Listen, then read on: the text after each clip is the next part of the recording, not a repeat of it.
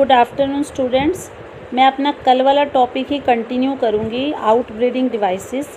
जैसे कि मैंने आपको थोड़ा सा इंट्रोडक्शन कल दिया था इन ब्रीडिंग डिप्रेशन के बारे में। इन ब्रीडिंग डिप्रेशन का मतलब होता है कि जब हम एक ही स्पीशीज़ की बार बार ब्रीडिंग कराते हैं तो कोई एक पर्टिकुलर फीचर ऐसा होता है जो उनके अंदर धीरे धीरे ख़त्म हो जाता है, उसे हम बोलते हैं इनब्रीडिंग डिप्रेशन। तो यहाँ भी क्या है, अगर आप बार बार सेल्फ पॉलिनेशन कराओगे तो मोस्ट प्रोबेबली चांसेस हैं कि वहाँ पे इनब्रीडिंग डिप्रेशन हो सकता है। तो इसलिए हम फ्लावरिंग प्लांट्स के अंदर कुछ ऐसी टेक्निक्स या कुछ ऐसे डिवाइसेस डेवलप करते हैं जिसकी वजह से उनमें सेल्फ पॉलिनेशन ना हो, सिर्फ क्रॉस पॉलिनेशन ही हो पाए। इसके लिए एक चांसेस तो ये हैं कि जो पोलन रिलीज़ होने का टाइम है और जो स्टिग्मा के रिसेप्टिव होने का टाइम है वो दोनों सिंक्रोनाइज्ड ना हो। सिंक्रोनाइज्ड मतलब कि वो दोनों एक टाइम पे ना हो। पोलन हो सकता है कि स्टिग्मा के रिसेप्टिव होने से पहले रिलीज़ हो चुका हो, या स्टिग्मा जो है वो पोलन के रिलीज़ के बाद रिसेप्टिव हुआ हो, या कई बार ऐसा भी हो जाता है कि जो एंथर और स्टिग्मा है वो ऐसी पोजीशंस पे रखे गए हैं कि वो आपस में क्लोज टुगेदर आ ही नहीं सकते। तो इनकी वजह से उनमें सेल्फ पॉलिनेशन के चांसेस ख़त्म हो जाएंगे। और तीसरा जो डिवाइस है वो है सेल्फ इनकम्पैटिबिलिटी। सेल्फ इनकम्पैटिबिलिटी का मतलब है कि ये एक जेनेटिक मैकेनिज़्म होता है जिसकी वजह से उसी फ्लावर का पिस्टल और उसी फ्लावर के पोलन ग्रेन्स आपस में फर्टिलाइज़ नहीं हो पाते। मतलब वो इतने कंपैटिबल ही नहीं है कि वो एक दूसरे को फर्टिलाइज़ कर पाए। इसके अलावा एक और डिवाइस है सेल्फ पॉलिनेशन को रोकने का कि उस फ्लावर में, उस प्लांट में सिर्फ यूनिसेक्सुअल फ्लावर्स ही बने। फॉर एग्ज़ाम्पल कैस्टर और मेज़ है, उसमें क्या होता है, मेल और फीमेल फ्लावर्स दोनों फ्लावर्स एक ही प्लांट पे प्रेजेंट होते हैं, मतलब मोनीशियस होता है। तो उस वजह से उसमें सेल्फ पॉलिनेशन तो नहीं हो पाती, बट उसके अंदर क्रॉस पॉलिनेशन होने के चांसेस बढ़ जाते हैं। इसी तरह से पपाया जैसी भी कुछ स्पीशीज़ हैं जिसमें मेल और फीमेल फ्लावर्स अलग अलग प्लांट पे पाए जाते हैं क्योंकि वो यूनिसेक्सुअल होते हैं। तो उसका मतलब एक प्लांट पे या तो मेल होगा या फीमेल होगा, तो उससे भी वहाँ पे सेल्फ और क्रॉस पॉलिनेशन होने की जो चांसेस है वो कम हो जाते हैं।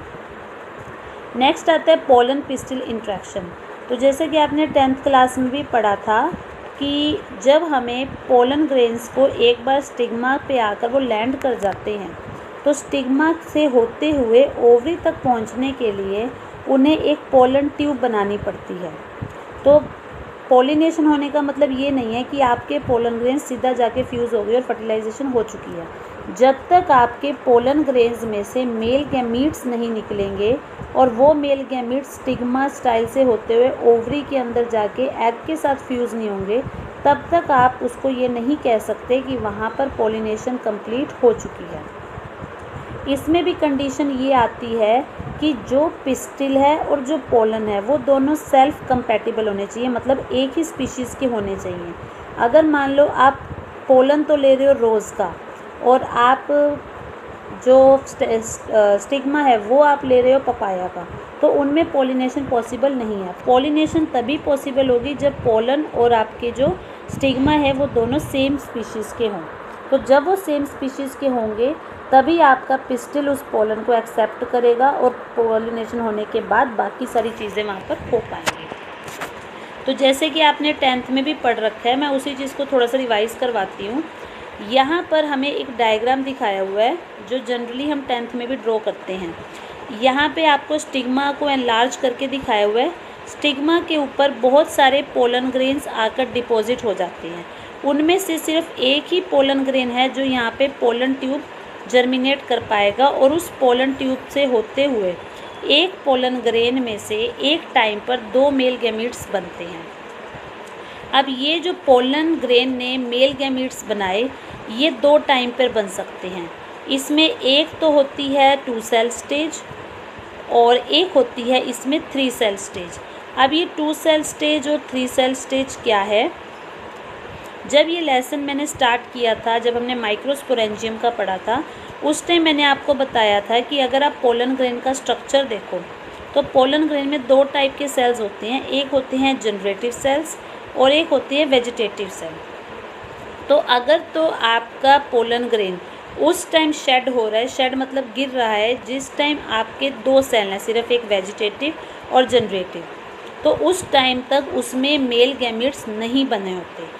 लेकिन अगर वो जनरेटिव सेल भी डिवाइड कर चुका हो, मतलब एक वेजिटेटिव सेल और जनरेटिव सेल भी 2 पार्ट में डिवाइड हो चुका है, उस टाइम हम कहते हैं कि हमारा पोलन ग्रेन 3 सेल स्टेज में है। उस टाइम उसमें मेल गैमीट्स बन चुके होते हैं। तो इट मीन्स एक पोलन ग्रेन ने एक टाइम पे 2 मेल गैमीट्स बनाए। अब यहाँ पर इसी एग वाली चीज़ को, जो ये वाला पार्ट है, इसी को ओवरी को हमने जूम करके देखना है। तो जब आप इसको जूम करके देखोगे तो यहाँ पर ये इसका लोअर पार्ट है। जैसा मैंने आपको कल भी बताया था कि जो हमारी ओवरी है उसके अंदर जो एम्ब्रियो सैक है, उस एम्ब्रियो सैक में 8 सेल स्टेज होती है। 8 सेल स्टेज हमने पढ़ी थी, कौन सी थी उसमें?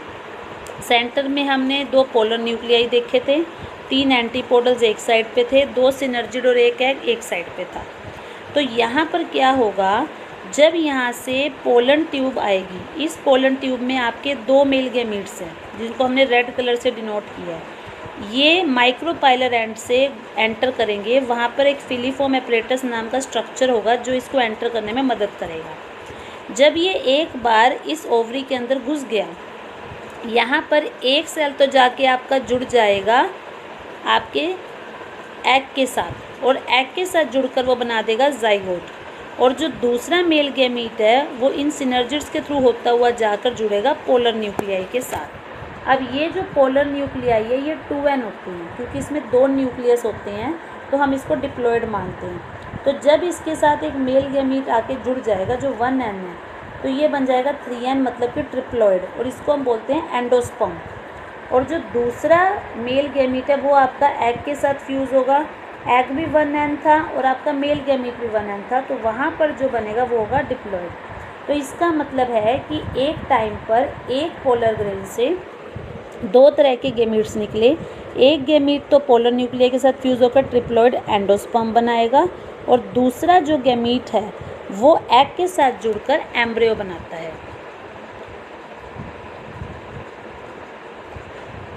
और इस पूरी इंट्रैक्शन को हम बोलते हैं पोलन पिस्टिल इंट्रैक्शन, क्योंकि यहाँ पर पोलन और पिस्टिल के बीच में एक इंट्रैक्शन हो रही है, और यहाँ पर उन्होंने पहले एक दूसरे को रिकॉग्नाइज़ किया।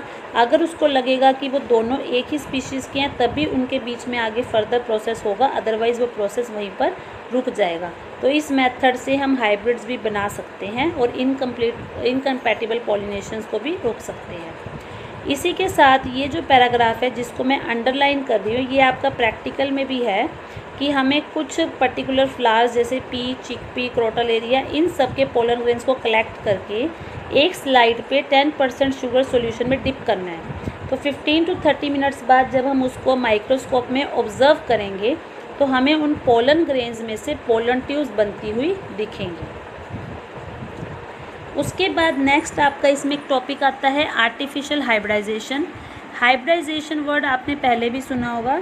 हाइब्रिड का मतलब भी यही होता है जब आप 2 अलग अलग स्पीशीज़ के ऑर्गेनिजम्स को जोड़ते हो, मतलब एक का मेल पार्ट और एक का फीमेल पार्ट लेते हो और उससे आप एक नई प्रोजेनी क्रिएट करते हो जिसमें आपको उन दोनों के फीचर्स देखने को मिल सकते हैं। और इसकी मेन एडवांटेज ये है कि क्रॉप इम्प्रूवमेंट के लिए हम इस मेथड को यूटिलाइज़ करते हैं। यहाँ पर हम अपनी मर्ज़ी से ही पोलन ग्रेन सेलेक्ट करेंगे, अपनी मर्ज़ी से ही हम स्टिग्मा सेलेक्ट करेंगे। लेकिन यहाँ पे अब मेन चीज़ क्या आती है कि अगर आपका जो प्लांट है वो यूनिसेक्सुअल है, एक टाइम पर एक ही सेक्स दे रहा है, फिर तो कोई प्रॉब्लम नहीं है। बट अगर आपका प्लांट बाइसेक्सुअल है तो बाइसेक्सुअल के केस में आपको उसमें से दोनों में से एक सेक्स को ख़त्म करना पड़ेगा। तो जनरली हम क्या करते हैं, अगर हमारा कोई फ्लावर बाइसेक्सुअल है तो हम उसमें से एंथर वाले पार्ट को रिमूव कर देते हैं with the help of a forcep. Anther के फूटने से पहले, डिहाइज होने से पहले ही हम फोर्सेप से उसमें से एंथर को रिमूव कर देंगे, तो आपका जो पार्ट है वो सिर्फ फीमेल पार्ट रह जाएगा। तो इस टेक्निक को बोलते हैं ईमैस्कुलेशन। मैस्कुलिन वर्ड हम जनरली मेल्स के लिए यूज़ करते हैं। तो ईमैस्कुलेशन का मतलब है कि आपने उसमें से मेल वाले पार्ट को रिमूव कर दिया। अब आपका जो फ्लावर है उसमें सिर्फ फीमेल वाला पार्ट है। बट अभी भी चांसेस हैं कि हो सकता है कोई बाहर से पोलन ग्रेन आकर उसके स्टिग्मा पे जुड़ जाए। तो उस चीज़ को रोकने के लिए हम बैगिंग करते हैं। बैगिंग करने का मतलब कि इमैस्कुलेशन करने के बाद आप अपने फ्लावर को एक बैग से, एक पॉलीथीन से ढक दोगे, ताकि उसका जो स्टिग्मा है वो किसी अनवांटेड पोलन के कांटेक्ट में ना आए। और जिस समय हमें पॉलिनेशन करवानी होगी, हम उसके बैग को हटाएंगे, रिमूव करेंगे, अपनी मर्जी के पोलन को हम उसके स्टिग्मा पर रखेंगे और वापस से उसको रीबैग कर देंगे, दोबारा से उसके ऊपर बैग बांध देंगे, ताकि वही फ्रूट बने जो हम चाहते हैं। तो अगर आपके पेरेंट जो हैं वो यूनिसेक्सुअल फ्लावर बना रहे हैं, तो वहाँ पर हमें इमैस्कुलेशन करने की ज़रूरत नहीं है, क्योंकि उसमें ऑलरेडी सिर्फ फीमेल पार्ट है। बट बैगिंग हमें वहाँ पर भी करनी पड़ सकती है। तो ये जो बैगिंग और ये इमैस्कुलेशन, ये कुछ ऐसे टॉपिक्स हैं जो मैं आपको पहले भी बता रही थी कि आपके 1 मार्क में जनरली आ सकते हैं। तो इनको आपने बहुत ही ज़्यादा ध्यान से करना है।